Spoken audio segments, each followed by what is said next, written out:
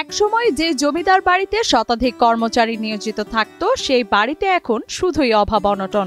যখন ওনার জমিদারি ছিল বা আপনারা ছোট ছিলেন তখন কি ওনার এই এলাকাতে প্রভাব কেমন ছিল? ও বাবা, এখানে আপনারা দেখতে হতে পারতেন না, দারোয়ান ছিল দেখি।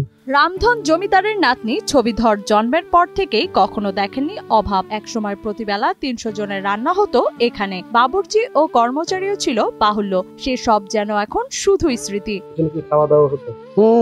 সবাই একত্রে। পুরো পরিবার? কতজন? প্রায় এক বেলায় ৩০০ জন লোক ছিল, রান্না করার বসি ছিল। তখন তুমি বাবুর্চি দিয়ে প্রতি বেলায় ৩০০ জন, তাহলে দিনে ৬০০, দুই বেলায় এত মানুষ খেত।